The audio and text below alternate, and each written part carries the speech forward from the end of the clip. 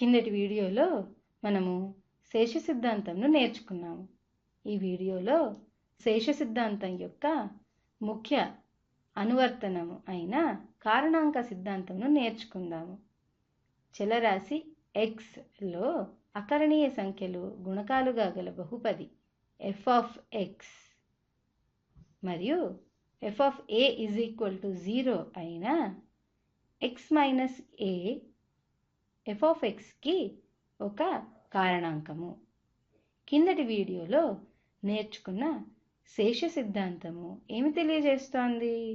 f of xని x minus a చే భాగిస్తే వచ్చే భాగఫలము q ఆఫ్ x అయితే f of x is equal to x minus a into q of x plus f of a అవుతుందని నేర్చుకున్నాం కదా. ఈ సందర్భంలో అంటే ఈ కారణాంక సిద్ధాంతంకి f of a is equal to 0 కావున మనకి శేష సిద్ధాంతంలో f of x is equal to x minus a into q of x మిగులుతుంది. ఈ ఈక్వేషన్ నుండి ఏమి అర్థమవుతోంది? x minus a f of xకి ఒక కారణాంకమని కదా. కొన్నిసార్లు దత్త బహుపదిలోని పదాల గుణకాలను పరికించడం ద్వారా ఆ బహుపదికి గల కొన్ని కారణాంకాలను సులభంగా కనుక్కోవచ్చు. f of x is equal to a0 x power n plus a1 x power n minus 1 plus a2 x power n minus 2 plus and so on plus an అని అనుకుందాం. ఇప్పుడు రెండు కారణాంకములను గురించి చర్చిద్దాము. మొదటిది x మైనస్ 1, రెండవది x ప్లస్ 1. f ఆఫ్ xకు x minus 1 కారణాంకమైతే మనము f ఆఫ్ 1 విలువను కనుక్కోవాలి. అది 0 అవ్వాలి కదా. అంటే 1ని f ఆఫ్ xలో ప్రతిక్షేపిద్దాము. ఇది f of x a0 x power n plus a1 x power n minus 1 plus a2 x power n minus 2 plus and so on up to an. దీనిలో 1ని ప్రతిక్షేపిస్తే మనకేం వస్తుంది? a0 plus a1 plus a2 plus a3 plus and so on plus an వస్తుంది. ఇది దేనికి సమానము? f of 1 0కి సమానం కదా. కాబట్టి దీని విలువ 0 అవుతుంది. అంటే f ఆఫ్ xకి x మైనస్ 1 కారణాంకమైతే a0 plus a1 plus a2 plus and so on plus an is equal to 0 అవుతుంది. అలాగే విపర్యంగా a0 plus a1 plus a2 and so on plus an గనక 0 అయినప్పుడు f ఆఫ్ xకు x మైనస్ 1 ఒక కారణాంకం అవుతుంది అని అనవచ్చు. అనగా f ఆఫ్ xలోని గుణకాల మొత్తం 0 అయితే x మైనస్ 1 f ఆఫ్ xకు ఒక కారణాంకము.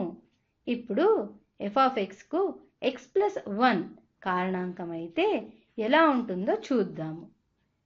f ఆఫ్ మైనస్ 1ని కనుక్కోవాల్సి ఉంటుంది.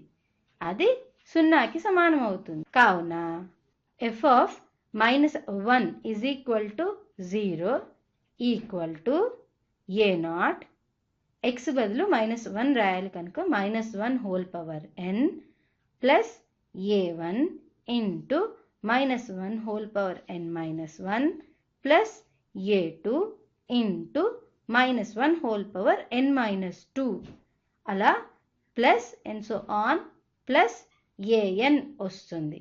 అంటే A0 plus A1 into -1 whole power n-1 plus and so on plus A N equal to 0 అన్నమాట. n ఏ పూర్ణాంకమైనా అవ్వచ్చు. n సరి సంఖ్య అయితే A0, A2, A4లన్నీ ధనాత్మక సంఖ్యలు అవుతాయి. అలాగే A1, A3, A5లన్నీ ఋణాత్మక సంఖ్యలు అవుతాయి. అప్పుడు A0 minus A1 plus A2 minus A3 plus A4 అలా ప్లస్ ఏఎన్ ఈక్వల్ టు 0 వస్తుంది. దీన్నే A0 plus A2 plus A4 is equal to A1 plus A3 plus A5గా రాయొచ్చు. అదే n బేసి సంఖ్య అయితే A0, A2, A4లన్నీ కూడా ఋణాత్మక సంఖ్యలు అవుతాయి. అలాగే A1, A3, A5లన్నీ ధనాత్మక సంఖ్యలు అవుతాయి. అప్పుడు -A0 plus A1 minus A2 plus A3 minus A4 plus A5 and so on is equal to 0 అని రాయొచ్చు కదా. దీన్నే A1 plus A3 plus A5 is equal to A0 plus A2 plus A4 plus and so ఆన్గా రాయొచ్చు.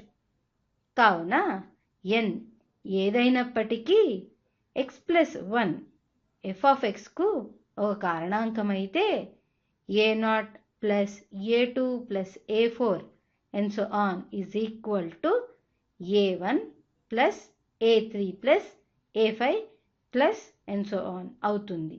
కనుక x యొక్క సరిఘాతాల గుణకాల మొత్తం x యొక్క బేసిఘాతాల గుణకాల మొత్తానికి సమానం అవుతుంది. వచ్చే వీడియోలో దీనికి సంబంధించిన కొన్ని లెక్కలను చేద్దాము. ఈ క్రింది ప్రశ్నలను సాధించినట్లయితే మీకు మరింత అవగాహన వస్తుంది.